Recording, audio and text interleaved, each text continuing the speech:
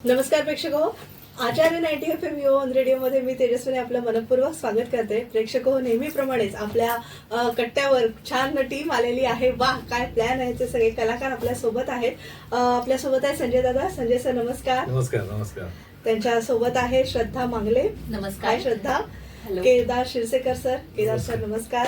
आणि दीपाली चौगुले. दीपाली नमस्कार. मनपूर्वक स्वागत. तुम्हा सगळ्यांचं मनपूर्वक स्वागत. या नाटकात खरे अजूनही बरेच कलाकार आहेत. त्यातील ऋतिका चाळके, आसावरी आयुले आणि किरण शिंदे, सचिन पाटील आणि सचिन देशपांडे हे आपल्याला जॉईन होऊ शकले नाहीयेत, पण तरी देखील या टीमची खूप मोठी टीम आहे ही. त्यामुळे काही कलाकार आज आपल्या सोबत आहेत. तर आपण थेट अगदी काय प्लॅन आहे, खरं सध्या सुट्ट्यांचा प्लॅन आहे, फिरायला जायचा प्लॅन आहे आणि ऑफकोर्स सगळे आमचे प्रेक्षक ह्या नाटकाला नक्कीच गर्दी करत असतील, कारण आता हा जरा विरंगुळ्याचे क्षण असतात. सुट्ट्या म्हटलं की मुलांनाही शाळांना सुट्ट्या असतात, फिरायला जायचे प्लॅन्स असतात आपले, तेव्हा नाटकाला यायला काहीच हरकत नाही. सो वा काय प्लॅन आहे, हे खूप करकरीत नाटक आपल्या प्रेक्षकांच्या भेटीला आलेलं आहे. तर यांचा नेमका प्लॅन काय आहे ते अर्थातच संजय दादा तू सांगशील. काही नाही, एक मुंबई किंवा नवी मुंबई, पनवेल, पुणे अशा जे प्राईम सिटी आहेत त्या सिटीमध्ये अजूनही चाळीसदृश्य घरं आहेत. ओके. आणि दर 100 घरांपैकी 70 घरांमध्ये हा घडणारा प्रॉब्लेम आहे. आणि हा ज्वलंत प्रश्न असं मी म्हणण्यापेक्षा ना, काय सध्याचा आहे ना, फारच लोकांची ही समस्या आहे. या नाटकातून आम्ही मांडली की ना, प्रत्येक कुटुंबामध्ये म्हणजे आमच्या वयाचे आमचे जे आई वडील होते त्यांना नाही म्हटलं तरी प्रत्येक घरामध्ये 4-4, 5-5 मुलं वगैरे असायची. आणि मग ती मुलं आता जे आमच्या वयाची झाल्यानंतर आता त्यांना प्रत्येकाला शक्य होत नाही की मुंबईमध्ये असं घर घेणं वगैरे सेपरेट. मग अशा वेळी ती मुलं आई वडिलांकडे तगादा लावतात की घर विका जेणेकरून त्यातले पैसे मिळतील आणि आम्ही काहीतरी बाहेर घर घेऊ. पण आई वडिलांचा कोणी याच्यात विचार नाही करत आहे. आई वडील त्यांची इच्छा असते की ही डेव्हलपमेंटला जाईल चाळ आणि मग नंतर पुढे आपल्याला इथे चांगलं काहीतरी आपल्या आयुष्यात घडू शकतं. मुलांमध्ये पेशन्स नाहीत आजकालच्या मुलांना.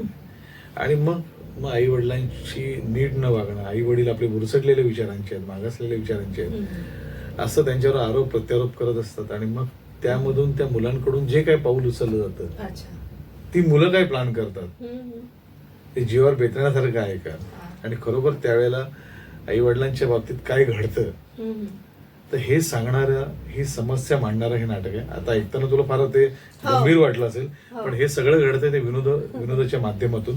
पण विनोद करत असताना सुद्धा या नाटकातला विनोद जो आहे तो प्रसंगी ना अंतर्मुख करायला लावतो, तुम्हाला विचार करायला भाग पडतो.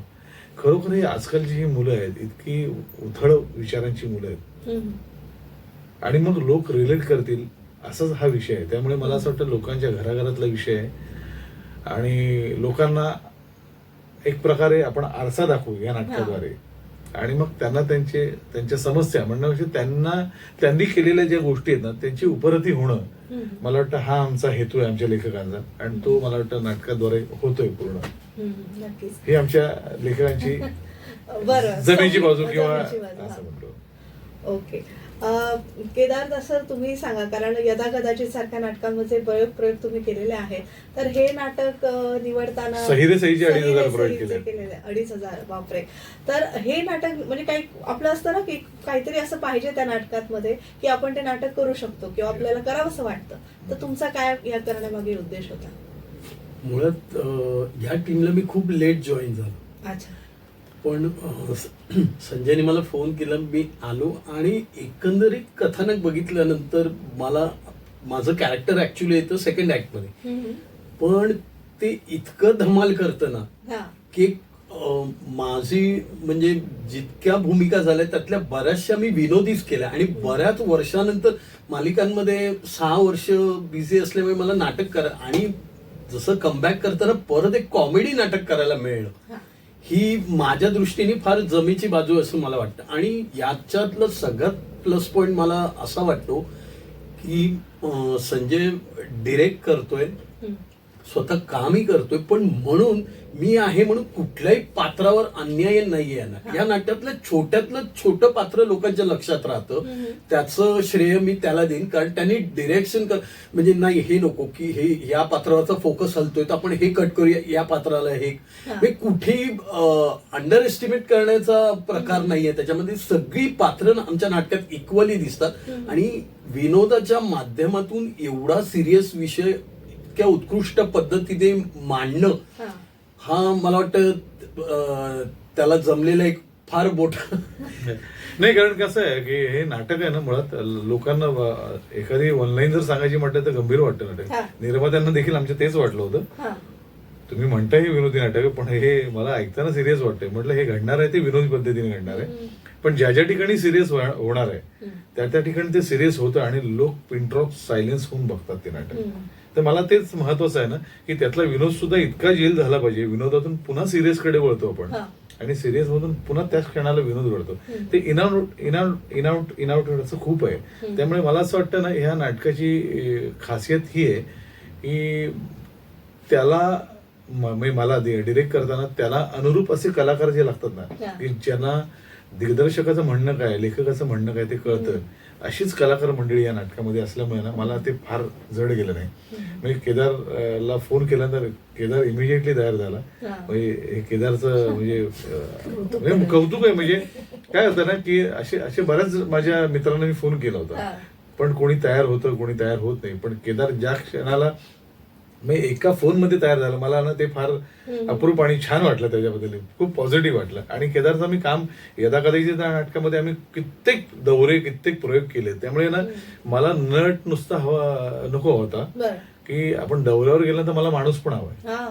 तर ते दौऱ्यावर गेल्यानंतर माणसं कळतात कोणाचे टँट्रम्स काय असतात वगैरे. कारण मधल्या काळामध्ये काय होतं, प्रत्येक जण कुठे ना कुठे सिरियल करतोय किंवा असं नावारूपाला आलेलं आहे. मग ते येताना बॅगेजेस घेऊन येतात, अशी बरीचशी मंडळी असतात. पण सुदैवानं आमच्या वाट्याला तशी कोणी नटमंडळी आली नाहीत, जे फक्त काम करायला आली आहेत आणि जेन्युअन नाटकासाठी वेळ द्यायला आलीत. आणि अशीच माणसं नाट्यसृष्टीला गरजेची आहेत आणि म्हणूनच नाट्यसृष्टी ग्रो होते आणि याद्वारे आमचं नाटकही नक्कीच. 4 चौघींसारख्या तुम्ही दोघी तर इथे आहात, पण 4 जणी या नाटकामध्ये आहात. तर तुमचा एक्सपिरियन्स दोघींनी सांगावा, श्रद्धा आणि दीपाली. मी पहिल्या नाटकाबद्दल सांगते की वा काय प्लॅन या नावातच सगळं काही आहे. म्हणजे लोकांना कळतं की काहीतरी एक प्लॅन ह्या लोकांनी केलेला आहे. हे एक सस्पेन्सफुल नाटक आहे आणि याची खासियत अशी आहे की यात स्वतः संजय सरांनी हे नाटक बसवलं सुद्धा आहे आणि उठवलं सुद्धा आहे आणि त्यांनी या नाटकात त्यांची एक खास भूमिका आहे. तर त्यांच्यासोबत काम करायला मिळालं, ही संधी त्यांनी मला दिली. तर त्यासाठी मी सगळ्यात आधी त्यांचे आभार व्यक्त करते इथे. या नाटकात प्रत्येक जण खास आहे, जसं केदारने सांगितलं करेक्ट आहे ते. आणि हे नाटक असं आहे की हसता हसता रडवणार आहे आणि रडवता हसवणार आहे. कारण की लोक एका क्षणाला आहेत ना, डोळ्यात टचकन पाणी येतं आणि दुसऱ्या क्षणाला लगेच हसायला लागतात. तर हे जे बॅलन्स आहे ना, हे खूप छान झालेलं आहे. माझी जे फॅमिली मेंबर्स आले होते किंवा माझे जे मित्र मैत्रिणी कलाकार आहेत तेही आले होते. तर त्यांचं असं आणि सर्वसामान्य लोकांचं असं मत आहे की हा विषय आम्हाला टच करून जातो, कारण की प्रत्येक घराघरातला हा विषय, प्रत्येकाच्या घरात या समस्या कुठेतरी आहेत, भावाभावांमध्ये, फॅमिलीमध्ये. तर त्यांना ते नाटक बघताना कुठेही विषय जरी गंभीर असला तरी ते कुठे बोर नाही झाले. म्हणजे त्यांना ते 2 तास धरून ठेवणारं नाटक वाटलं. आणि ही सगळ्यात जमेची बाजू आहे जी सरांनी खूप छान पद्धतीने सक्सेसफुली आता एक बोलतात ना, एक प्लेट आमच्या समोर प्रेक्षकांसमोर तयार ठेवली आहे. आणि जसं सरांनी लास्ट टाइम सांगितलं होतं की थोडस ताटामध्ये कोशिंबीर आहे, लोणचं आहे, मीठ आहे, तर ते प्रत्येकाला बरोबर त्यांनी वाटून दिलेलं आहे. म्हणजे आम्ही जे 9 जण आहोत ना, ते कोणी डाळ आहे, कोणी वरण भात आहे, कोणी कोशिंबीर आहे. तर ते 9 जण जर त्यातला 1 जण जरी मिस असेल ना, तर जेवणाला अर्थ त्या जेवणाला काहीच अर्थ नाही. इनकम्प्लीट. त्यामुळे हे 9 रस आपण ज्याला 9 रस, 9 ग्रह आमचे आहेत, ते खूप स्ट्रॉंग आहेत. त्यामुळे आम्हाला सक्सेस हे मिळेलच.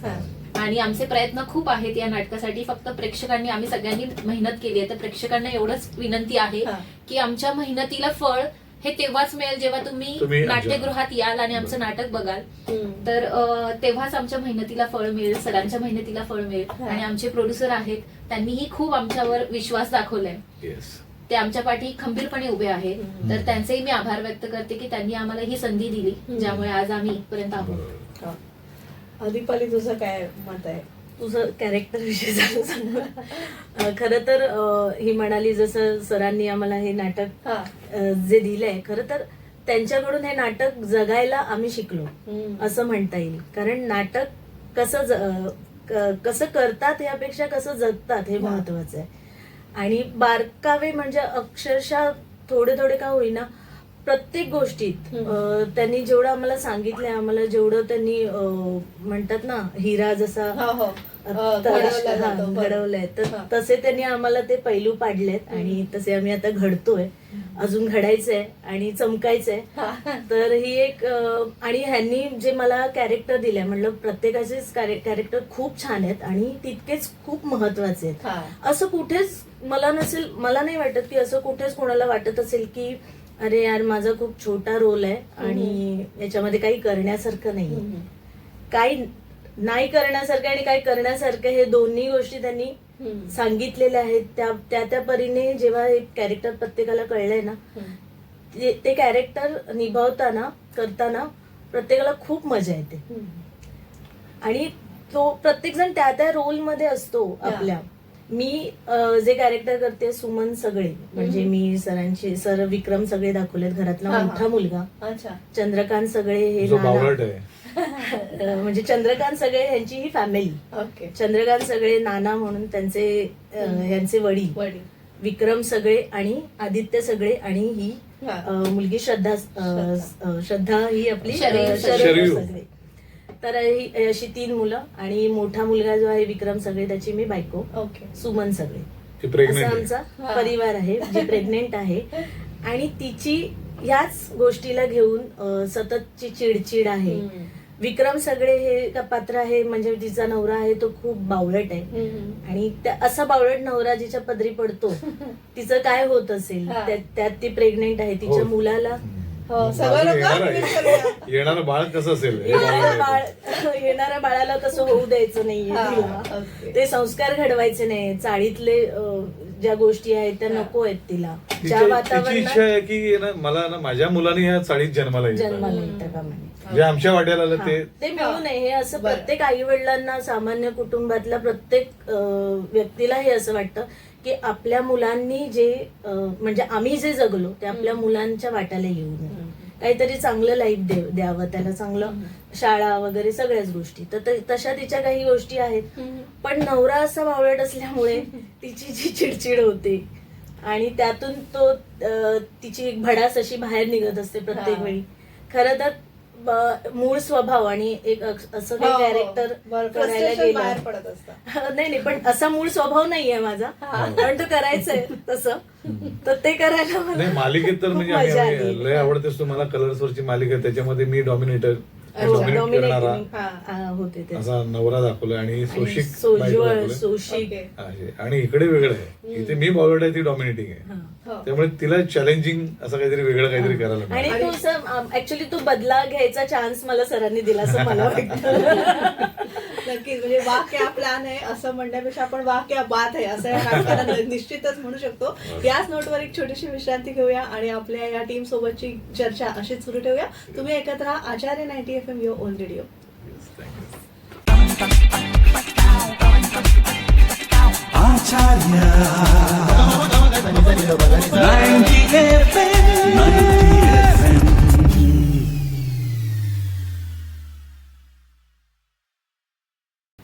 विश्रांतीनंतर तुम्हा सगळ्यांचं पुन्हा एकदा स्वागत. तुम्ही ऐकत आहात आचार्य 90 FM युअर ओन रेडिओ आणि आज आपल्याकडे नाटकाची टीम आलेली आहे आणि नाटकाचं नाव अर्थातच वाह क्या प्लॅन आहे. तर आता बरेचसे प्रयोग झालेले आहेत प्रेक्षकांचे, आपण प्रतिक्रिया पण घेणार आहोत. पण तत्पूर्वी तुमचे काही तालमी दरम्यानचे किंवा ऑन स्टेज काही झालेली गडबड गोंधळ, तो सगळा आम्हाला ऐकायची फार उत्सुकता आहे. कोणी वाक्य विसरतं, कधीतरी एकदम स्पॉन्टेनियसली केदार दादा काहीतरी फुटतात. पहिला प्रयोग आहे तो आमचा. हा. नाही तुम्हीच सांगा तो, पण तो पहिला प्रयोग आणि पहिल्या प्रयोगाला असं होऊ शकतं हे आम्ही हा विचारच नाही करत. किरणचा किस्सा मगाशी मी याला प्रँक मध्ये किंवा ह्याच्यामध्ये सांगितलं किस्सामध्ये, तोच किरण शिंदे आमच्या नानांचा रोल करतोय. तो स्वतःच सांगतोय मी वकिलाशी बोलत असताना, आणि स्वतःचं खरं नाव सांगितलं. चंद्रकांत सगळ्याच्या ऐवजी तो त्यांनी सांगितलं मी किरण शिंदे बोलतोय. आता आम्हाला असं वाटतं की आम्ही आमच्या नावात काही बदल करायला गॅझेट मध्ये वगैरे दोन्ही मुलांना शिंदे कॅरी फॉरवर्ड करावं लागणार काही, ते असं होतं. आणि सगळ्यात म्हणजे त्याचीच एक गंमत म्हणजे तालमीच्या वेळेला काय होतं, तो सीन रिपीट होत असतो ना, आणि नानांना डेड बॉडी म्हणून झोपायचंय. तर दुपारी जेवल्यानंतर तो झोपायचा, जवळजवळ घोरण्याचा आवाज येतो. फक्त इकडे देपल माईक नव्हता म्हणून तर प्रेक्षकांनाही कळलं असतं. आम्हाला कधी कधी असं होतं, कधी एखाद्या वेळेला त्याला लागलाच डोळा, तर करणार काय, आणि घोरण्या बिरण्याचा आवाज आल्यानंतर आम्हालाच प्रश्न पडेल कोणाचा माईक रसेल्स वगैरे असं. या सगळ्यात मी एक गोष्ट सांगते की आमचं नाटक जेव्हा सरांनी बसवायला घेतलं तेव्हापासून आजतागायत आमच्या नाटकामध्ये आम्हीच आमच्या लाफ्टरवर हसतो. म्हणजे आम्हाला स्वतःलाच ते कसं होतं, एखादी गोष्ट आपल्याला एकदा हसतो, दोनदा हसतो, पण आपण किती वेळ हसणार ना, ती आपल्यासाठी कॉमन झालेली असते. पण आमचं नाटक असं आहे ना की त्या मुवमेंटला आहे ना आम्हाला माहिती आहे आता इथे असं होणार आहे, आता हा डायलॉग घेणार आहे, त्यावेळेला ना आम्ही खूप असं सिरियसली स्वतःला असं दाबून घेतो की हसायचं नाहीये. म्हणजे तिथे आम्हीच आम्हाला कंट्रोल करू शकत नाही, तर प्रेक्षकांचे काय. कधी कधी असं होतं की एखादा लाफ्टर येऊन जातं, आपल्याला माहिती नसतं रे ह्या इथे आला आपण काढला, सर तिथूनच आम्हाला कॉम्प्लिमेंट देतात. अजून हसाय म्हणजे हे येतं की यार आता कसं करायचं. आणि माझा तर प्रॉब्लेम असा आहे की मी एखादी गोष्ट माझ्या लक्षात आली, मी हसायला घेतलं की मी थांबूच शकत. असा एक प्रयोग झाला. आम्ही मध्यंतरी भोरला प्रयोग केला होता. आम्हाला नंतर मला स्वतःला, मी सुरुवात करणारा मीच होतो, मलाच माझा कंट्रोल झाला नाही. पण त्या सगळ्या याच्यामध्ये ना नंतर प्रेक्षकांच्या नजरेत येईल इतपत होऊ नये, आणि रादर आलंही होतं ते. पण कसं बसं पुन्हा तो कंट्रोल केला आम्ही. अक्षय तृतीयेचा प्रयोग होता त्या दिवशी त्यांच्याकडे, पण धमालली ती मजा. पण आहे ना, काय होतं ना की शेवटी माणूस होता, पण नट खरं तर हसणं चुकीचं आहे हे, पण काही वेळेला असं काहीतरी गोष्टी घडतात ना की आपण थांबवू शकत नाही कधी कधी. आणि आमच्यासारखी जर मंडळी असतील की ज्याला नसतं एवढंच जरी झालं तरी कंट्रोल करू शकत नाही, त्यांचे वांदे होतात.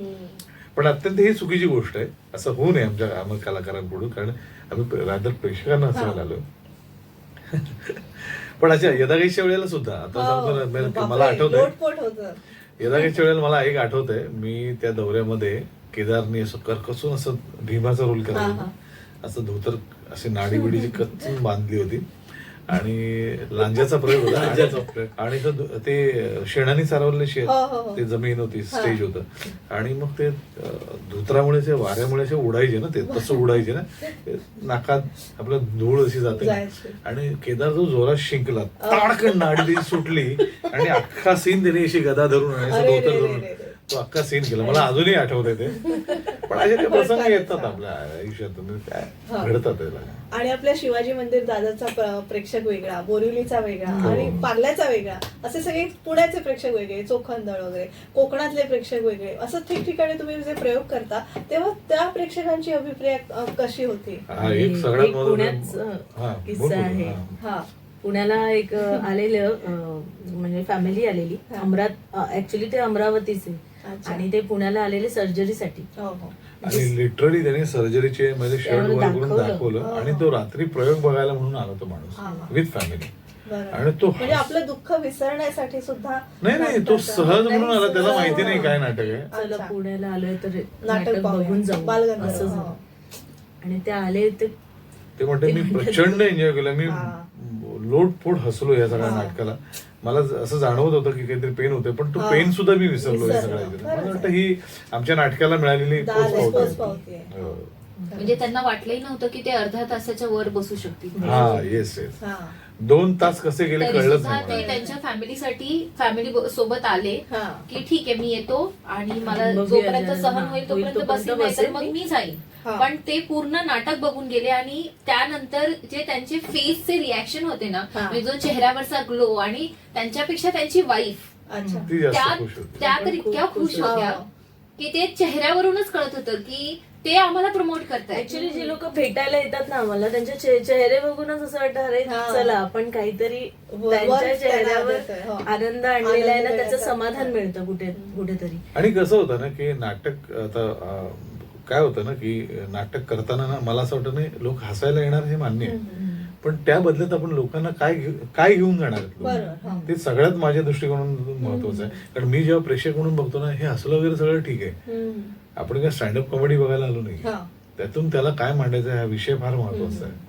जर आपण लोकांमधल्या समस्या जर नाही मांडल्या हा. आणि त्याच्यावरच आपण सोल्युशन नाही दिलं तर मला असं वाटतं आपली ती कलाकृती अपूर्ण आहे. आणि मला असं वाटतं आमचे लेखक आहेत गौरव बहुतले आणि कोमल मंदरे हे नव्या दामाचे लेखक, कॉलेजमधली मुलं आहेत ती, अच्छा त्यांनी अप्रतिम स्क्रिप्ट लिहिलंय. आणि मला असं वाटतं की ना अशी सगळी लेखक मंडळी आपण जोपर्यंत नवीन शोधणार नाहीत त्यामुळे आपल्याला नवीन नाटक इव्हन आम्ही करायला म्युझिकला पण नवीन अच्छा हो हो हो हा. नवीन मुलंच घेतली कारण आणि ती आणि- तर तुम्ही वयाचं पण त्यांचं हो तरुण हा. तरुण म्हणजे त्याचं किती की तरुण अच्छा. आता त्यातला किती एका तरुण? म्हणजे दोघं भाऊ आहेत ते, हा. एकाने आता टीवाय का एसवाय ची एक्झाम दिली अच्छा. आणि दुसरा जो आहे जो आमच्या नाटकाचे गाणी गायले प्लस त्यांनी म्युझिकही केले, त्याने आता 10वी परीक्षा पास हो. झाली. आमची म्युझिक चालू होती त्यावेळी त्याची 10वी एक्झाम चालू होती Exam चालू आणि त्या होती. ती एक्झाम करून तो तिथे येऊन म्युझिक वा. पण करत होता, गाणी गात होता. हा. ते हे महत्वाचं आहे कारण का आम्ही संधी दिल्यापेक्षा मला असं वाटतं की त्यांनी संधीचं सोनं केलं सोनं. असं मला वाटतं. बरं नक्कीच. आता सगळी मजा मस्ती झालेली आहे आणि माझा पण काहीतरी प्लॅन आहे, पण मी तो तुम्हाला ब्रेक नंतर सांगणार आहे काय प्लॅन आहे तो. तर पुन्हा एक छोटीशी विश्रांती घेऊया आणि वा क्या प्लॅन आहे या टीम सोबत आपली चर्चा अशी सुरू ठेवूया. तुम्ही पाहत राहा आचार्य 90 FM ओनली.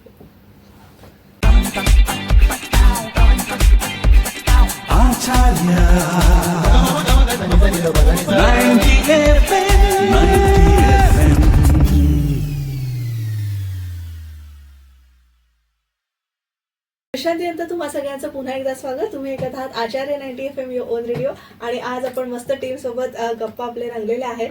तर मगाशी मी म्हटल्याप्रमाणे आपण सिरियस नोटकडे म्हणजे नाटकात जसा ट्विस्ट आहे, मस्ती मजाक आहे आणि थोडं गंभीर सुद्धा नाटक आहे आणि फुल फॅमिली ड्रामा आहे, म्हणजे अगदी लहानांपासून मोठ्यांपर्यंत एक फॅमिली ड्रामा आहे. त्यामुळे कौटुंबिक नाटक आहे हे. वाक्य प्लॅन आहे. तर आता मला विचारायचं की सध्या आता जी नाट्यगृहांची परिस्थिती आहे, आता सध्या चित्रपटगृहाकडे सुद्धा प्रेक्षक वळत नाहीये, तिथे सुद्धा नाट्यगृहांकडे जास्ती प्रेक्षक वळत आहेत. कारण अशी दर्जेदार नाटकं आता बरीचशी आलेली आहेत आणि प्रेक्षकांची त्यांना पोचपावती मिळत आहे. तर नाट्यगृहांची ही बदलती म्हणजे अवकळा ती आता चांगली कळा आलेली आहे नाट्यगृहांना असं आपण म्हणूया. तर छान सुशोभित झालेली आहेत सगळी नाट्यगृह. तर आपलं यशवंतराव चव्हाण म्हणा, रवींद्र नाट्य मंदिर म्हणा, म्हणजे तुम्ही दादरला राहते म्हणून, पण अशी पिंपरी चिंचवड आपण आता नाट्य संमेलनाला सुद्धा गेलो होतो बरोबर. तेव्हा तिथे देखील अशी उत्तम व्यवस्था होती. तर त्याबद्दल आता दोघांनी तुम्ही थोडस सांगावं. म्हणजे नाट्यगृहाच्या दुरावस्थेबद्दल मी हा. म्हणेन. काय होतं की आम्हाला लोकांपर्यंत जास्तीत जास्त आमचं नाटक पोहोचवायचं, त्यामुळे आम्ही हा. जवळजवळ 600-650 मैलाचा प्रवास करून बरोबर. आम्ही बसमधून ट्रॅव्हल करून तिथे हा. बऱ्याच वेळेला वॉशरूमची व्यवस्था खूप वाईट असते. मेजरली जेंट्स आर्टिस्टना तेवढा इश्यू होत नाही बरोबर. की, पण लेडीज त्यांचं काही रिक्वायर त्या फुलफिलच होत नाही. मी इतकी घाण अवस्था, पडदे धुळीने माखलेले हा. आहेत. मुळात ज्यांच्या जीवावर हे सगळं चाललंय लोकांचं, ते त्यांच्यासाठी तरी वॉशरूम निदान व्यवस्थित असतं. लोक 500 रुपयाचं तिकीट देऊन, हा. मग आपण म्हणतो नाही लोक, आणि त्याही अवस्थेत मी लोकांचं कौतुक करेन की अशा वाईट परिस्थितीत सुद्धा लोक नाटकाला येतात, बसतात. तर हे खरं लोकांचं कौतुक. आणि माझं असं म्हणजे तुमच्या माध्यमातून मी सरकारला निवेदन करीन हा. की नाट्यगृह आहेत ना, ही फक्त नाटकांसाठी म्हणून वापरली जाऊ द्या. हो. मग ती लग्नाला दिली जातात, बर्थडे सेलिब्रेशनला दिली जातात. आमचे महत्वाच्या अशा तारखा आहेत ज्या ऐन वेळा कुठल्या तरी राजकीय नेत्याचं भाषण आहे किंवा त्याचं काही फंक्शन आहे म्हणून आमच्याकडनं काढून घेतलं. आणि ती 1 तारीख मिळवताना आम्ही 6 महिने वेट केलेला असतो.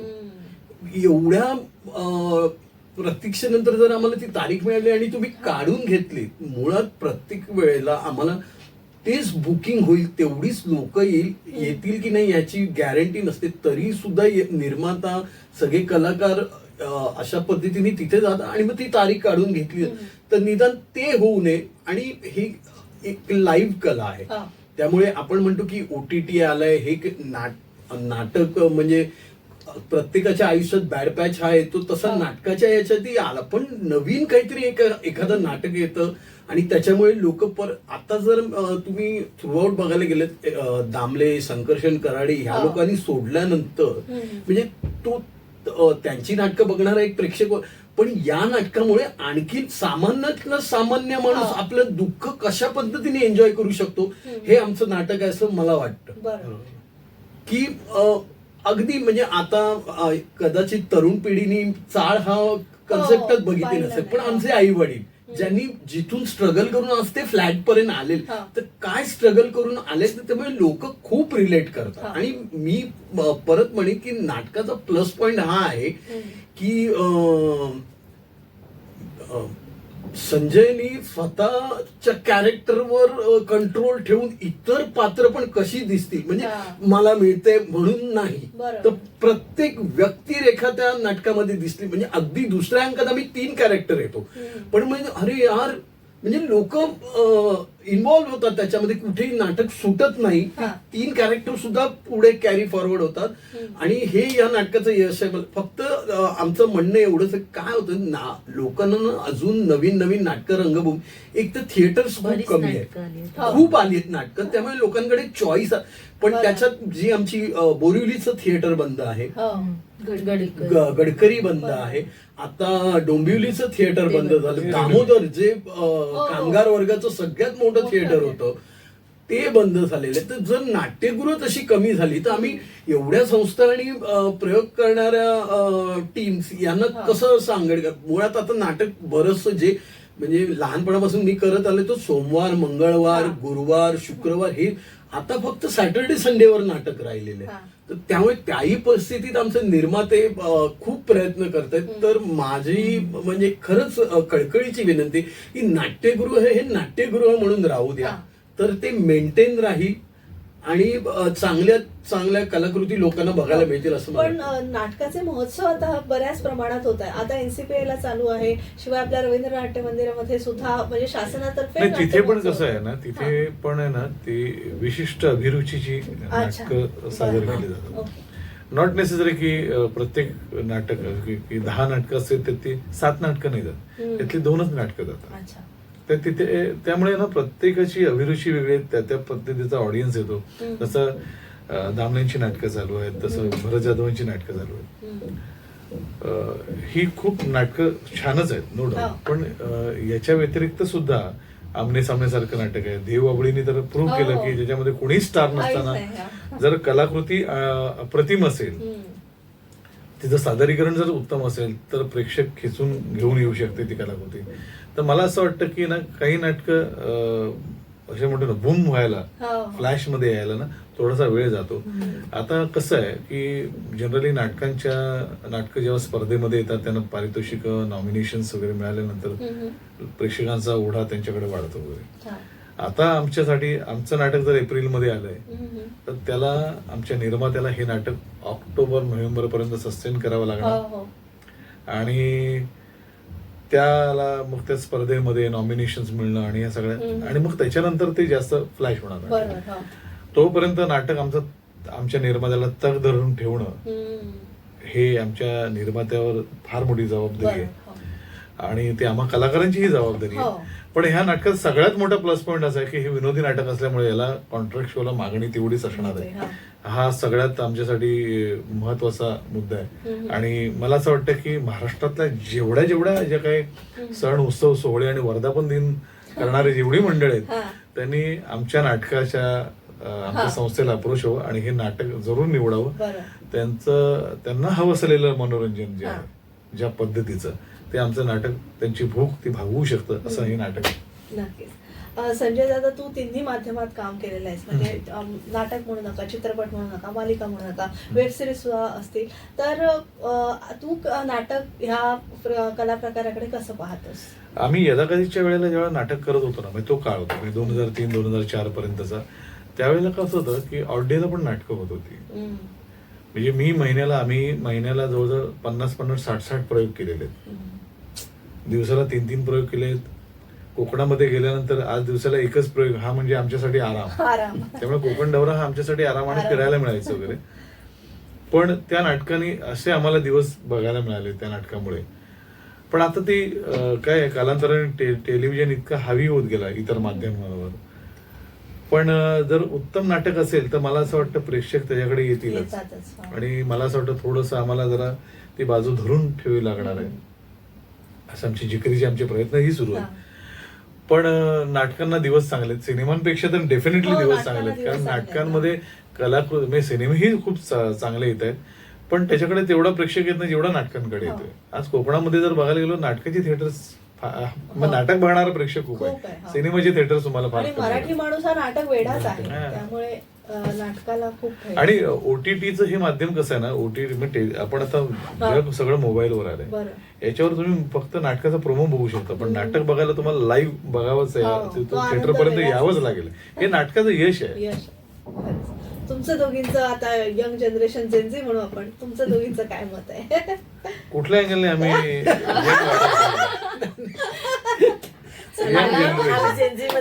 सरांमुळे नाटक अभिनय जगता आला, हे मी म्हणेन. की मी यापूर्वी सिरियल मध्ये काम केलं होतं, माझी नुकतीच सिरियल आप्पी आमची कलेक्टर, त्यात मी पोलीस ऑफिसर होती, PSI होती. आणि ती पोलीस ऑफिसरची छाप काढायला पण सरांना बरेच परिश्रम घ्यावे लागले. नाही, पण कसं आहे ना, आपण अशा माणसावर उपचार करतो, त्यांनी त्या पेशंटने सुद्धा प्रतिसाद द्यायला, तिने उत्तम प्रतिसाद दिला. हा बोल. तर मला असं वाटतं की अभिनय काय आहे हे मी नाटक केल्यानंतर मला तो जगता आला. मला प्रेक्षक वर्ग हा प्रत्यक्ष पाहता आला. मला त्यांचं ते प्रेम कौतुक हे सिरियल मार्फत कळत नव्हतं तेवढं, आणि तेवढा अनुभव नव्हता. सरांकडून खूप काही गोष्टी शिकायला मिळाल्या आणि पुढेही शिकायच्या आहेत. त्यामुळे सरांना विनंती आहे की सरांनी मला पुढच्याही प्रोजेक्ट मध्ये लक्ष ठेवावं.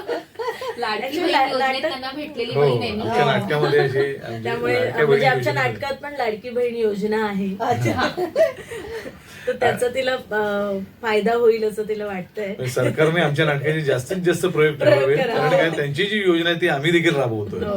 खरंच नक्कीच खूप छान मजा आली. आज सगळे तुम्ही इथे आलात आणि आमचा दिवस खूप सुंदर केला, त्याबद्दल खूप साऱ्या धन्यवाद. आणि अर्थातच नाटकाला खूप साऱ्या शुभेच्छा. आणि आज सरांचा वाढदिवस आहे. आणि सगळ्यात महत्वाचं म्हणजे मला असं वाटतं, आज माझा वाढदिवस आहे आणि उद्या आमच्या नाटकाचा प्रयोग आहे शिवाजी मंदिरला. तर मला असं वाटतं की एक छान रविवार पण आहे, जेवण वगैरे आटपून सगळे हात वगैरे छान पुसून पाण्याचा विडा खात तुम्ही आमच्या नाटकाचा आस्वाद घ्या. म्हणजे मला असं वाटतं वगैरे दुपारची काढून वगैरे आरामात तुम्ही 7:30 वाजता आमचं नाटक बघायला येऊ शकता. जेमतेम 2 तासाचं नाटक आहे, दुसऱ्या दिवशी कामावरही जाऊ शकता, वेळेत झोपू शकता. जो काही एक आठवड्याचा महिन्याचा स्ट्रेस असतो ना, तो स्ट्रेस तर नक्कीच प्लॅन करा उद्या यांचा नाटकाचा प्रयोग. वाक काय प्लॅन. श्री शिवाजी मंदिर दादर इथे आहे, संध्याकाळी 7:30 वाजता. तेव्हा सगळ्यांनी नक्की यायचं आहे. आणि जे सगळे पुढचे प्रयोग आहेत त्यांना देखील तुम्ही हजेरी सहकुटुंब सहपरिवार लावू शकता.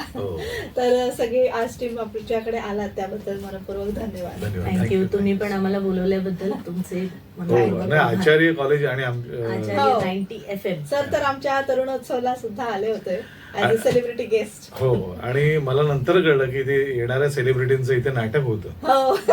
मागच्या वेळेला ही श्वेता पेंडसे आली होती, तिची 2 नाटकं इथे सादर केली होती. यावेळेला माझंही नाटक असेल, त्यामुळे याचा आनंद वेगळा आहे. कारण ह्या कॉलेजचा क्राऊड इतका मस्त आहे. आणि सगळ्यात महत्वाचं म्हणजे कॉलेजमध्ये FM 90 आणि ह्यासारखं हे व्यासपीठ उपलब्ध करून दिलं, ही मला असं वाटतं फार जमेची गोष्ट आहे. आजवर मी कुठल्याच कॉलेजेसमध्ये ही हो, हा फॅकल्टी platform नाही पाहिला. बरोबर. नाही बघायला मिळाली. आणि दुसरी गोष्ट म्हणजे एखाद्या कॉलेजने प्रोफेशनल नाटक आपल्या मुलांना दाखवणं आणि त्यातून मला वाटतं आम्ही बघून बघून शिकलो. तसंच मला वाटतं तुमच्या कडची बरीचशी कलावंत मंडळी हो. अशीच घडणार आहेत बरोबर. ज्यांना तुम्ही व्यावसायिक नाटकं दाखवता. नक्की. त्याचा आणि फायदा इथे सगळ्या म्हणजे तळागाळातली मुलं येऊन म्हणजे जे आर्थिक ह्याने सबळ नसतात ती मुलं येऊन इथे शिकतात या कॉलेजमध्ये. तर सगळ्या प्रकारचा क्राऊड आपल्याकडे आहे. तर खूप सारे धन्यवाद. तर प्रेक्षको, आज आपण वाह क्या प्लॅन है या नाटकाच्या टीम सोबत वाह चर्चा काय करू. प्लॅन वाह काय प्लॅन आहे. अच्छा. वाह काय पुन्हा प्लॅन वाह क्या? आहे. वाह काय वाह प्लॅन क्या? वाह. ते याच्या अर्थ हा. म्हणत एखाद्याचा प्लॅन म्हणजे शहाणपणा केल्यावर का आपण वाह काय काय प्लॅन प्लॅन आहे असं आहे का? आणि एखाद्याने आपण छान आवडलं वाह काय क्या प्लॅन. असं तर वाटतं. हे सगळ्याच ठिकाणी सगळ्या इमोशनला साजेसं असं हे नाव नाटक आहे. तर आज या टीम सोबत आपण सुंदरशी गप्पा रंगतदार झालेली आहे. आमची ही मुलाखत तुम्हाला नक्कीच आवडेल. तर त्यासाठी आमच्या चॅनलला लाईक, शेअर आणि सबस्क्राईब करायला विसरू नका. आणि जास्तीत जास्त प्रेक्षकांपर्यंत हे नाटक पोहोचूया. आमचं ही इंस्टाग्राम आणि फेसबुक पेज Yes. आहे हा. वाह काय प्लॅन _ नाटक.